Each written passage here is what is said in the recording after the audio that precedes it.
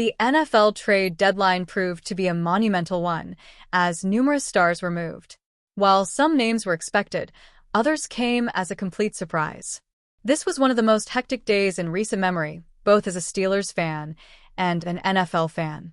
However, the Pittsburgh Steelers performed their own adaptation of All Quiet on the Western Front. Despite months of speculation that this team would be players at the trade deadline, Pittsburgh opted to stand pat with its roster as is. While the team was reportedly in on numerous deals, nothing materialized. Fans have been quick to criticize this lack of deals. However, after sifting through the rubble and seeing what the cost of doing business was, the Steelers were wise to sit on their hands. The Pittsburgh Steelers look like genius by not making any trade deadline deals. Let's start with the obvious and most notable moves from the day.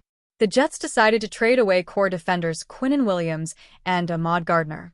While either would have looked excellent in the black and gold, neither was a realistic option. Gardner required 2 first-round picks, while Williams required a future first and next year second. They would have been added to crowded rooms at an extremely high cost. The real story was the receiver market. A slew of names were discussed as options, and 2 ultimately got traded.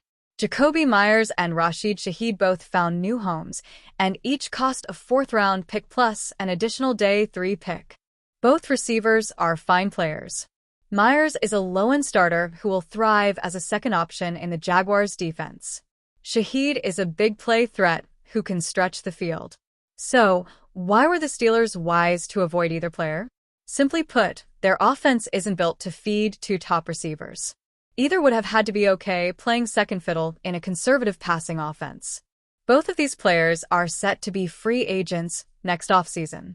They want to go to a place that will either pay them or elevate their value. Pittsburgh wouldn't have helped with either of those dilemmas. It seems like the cost of trading this year was higher than usual. I also saw no realistic long-term options outside of the major trades that were priced out of what Pittsburgh could afford. The Steelers were smart to sit pat and keep their roster as is heading into the second half of the season. When the Pittsburgh Steelers made the splash move to trade for Jalen Ramsey, there was plenty of speculation that he would come in to replace Minkah Fitzpatrick as the team's free safety rather than play outside at cornerback, where he's logged 3 All-Pro seasons. Instead, he began the season in the slot, occasionally dipping outside and occasionally stepping back into a looser safety role. That all changed against the Indianapolis Colts, a game in which the Steelers picked up 5 defensive turnovers, all while Ramsey floated in the secondary as the team's free safety. The changes the Steelers made on the defensive side paid off, and hopefully they'll stick around as the team prepares for another tough AFC matchup with the Los Angeles Chargers on Sunday night. Ramsey's new spot on the defense won't change, though. His move to free safety appears to be permanent, which doesn't surprise him in the slightest. He saw it coming a long time ago. Jalen Ramsey's vision for his career has always included mastering multiple roles. Ramsey hinted at an eventual move to free safety years ago, saying he wouldn't have no problems moving to safety later in his career in a podcast interview in 2021. Of course, at the time, he was still a young buck in the league making premium cornerback money, so he wasn't exactly eager to do so earlier than necessary. Ironically, though, when NFL senior writer Kevin Patra wrote about Ramsey's conversation on that podcast 4 years ago, he concluded his piece by stating that Ramsey was likely a decade away from needing to make the switch to extend his career. After all, the famous cornerbacks who made the same switch, Rod and Charles Woodson, did so in their mid-30s. Ramsey turned 31 just over a week before his move to the back end of the defense. Still, Ramsey looked to Charles Woodson as inspiration in the pursuit of being one of the best defensive backs in NFL history because of his success at both positions. I like Charles Woodson because even though I say Deion Sanders is the best corner to play the game, Charles is the best defensive back to play the game because he played multiple positions in the secondary. He played corner, he played safety, he played nickel.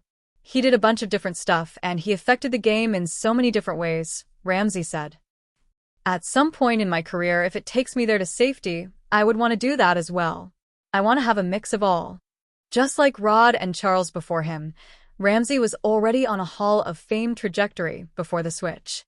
Ramsey had 3 All-Pro selections, 7 Pro Bowl nods, and had 25 interceptions as a cornerback. He's the highest-rated active player among defensive backs in Pro Football Reference's Hall of Fame monitor, which Rod Woodson tops, by the way, with plenty of time to match the production of the legends who are in and waiting to be inducted into the fraternity. It's a full-circle move for Ramsey, who played safety his freshman season at Florida State. But the full-circle move doesn't indicate he's anywhere close to wrapping up his excellent career like the 2 before him, who played 4 and 5 seasons each on the back end. Ramsey still has the versatility to play everywhere, and Pittsburgh will utilize that advantage for as long as they can. And if this move to safety pans out as well as everyone expects, that could be a very long time. The Pittsburgh Steelers didn't make a move at the trade deadline. Their trade came days prior when they landed Kyle Duggar from the New England Patriots, but on the deadline day, they stayed quiet. The reactions weren't great. The fan base was expecting something to happen. The reports claimed the Steelers were being aggressive. But when it was all said and done, nothing was finalized.